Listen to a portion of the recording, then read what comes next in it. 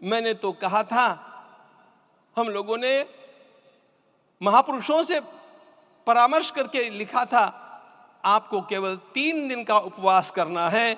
आपने 11 दिन का संपूर्ण उपोषण किया। हमने 11 दिन एक भुक्त रहने के लिए कहा था, उन्होंने अन्न का ही त्याग कर दिया। महाभारत में कहा गया है, अनशन यह सबसे बड़ा तप है, अनशन। और उसको उनके जीवन में साकार होते हुए मैंने केवल देखा नहीं, मैं थोड़ा तार्किक हूं। आपकी परम पूजनीय माता जी से मिलकर के मैंने उसको रिकन्फर्म भी किया था कि आपका ये अभ्यास 40 वर्षों का है। ऐसा तपस्वी कोई राष्ट्रीय नेता प्राप्त होना यह सामान्य बात नहीं है। वे इन दिनों में हमने कहा था कि आपको विदेश प्रवास नहीं करना चाहिए, क्योंकि सांसर्गिक दोष भी आते हैं। विदेश प्रवास टाल दिया सांसर्गिक देशों के इस दोषों की संभावना के कारण, लेकिन दिव्य देशों का प्रवास ऐसा किया। नासिक से आरंभ किया, गुरुवायूर गए, श्रीरंगम गए, रामेश्वरम गए। इन सारे स्थानों पर जाकर के वहां के परमाणुओं को लेकर के और पूरी भारत माता के हर कोनों में जाकर के मानो वे निमंत्रण दे रहे थे कि आइए दिव्य आत्माओं, अयोध्या पधारिए और हमारे राष्ट्र को महान बनाने के लिए आशीर्वाद दीजिए।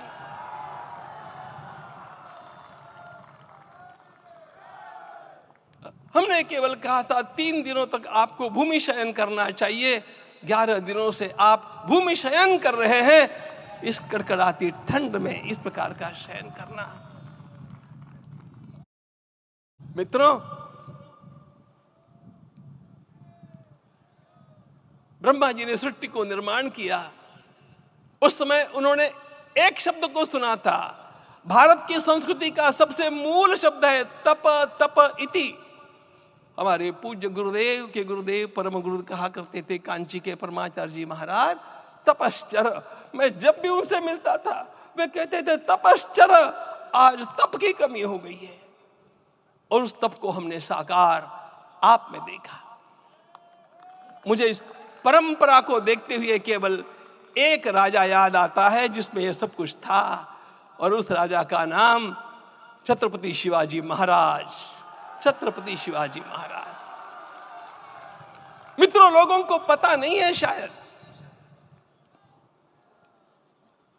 वे स्वयं जब मल्लिकार्जुन के दर्शन के लिए श्री शैलम के ऊपर गए, 3 दिन का उपवास किया, 3 दिन शिव मंदिर में रहे, और महाराज ने कहा कि मुझे राज्य नहीं करना है, मुझे संन्यास लेना है, मैं शिव जी की आराधना के लिए जन्मा हूं, मुझे संन्यास लेना है, मुझे वापस मत ले जाइए।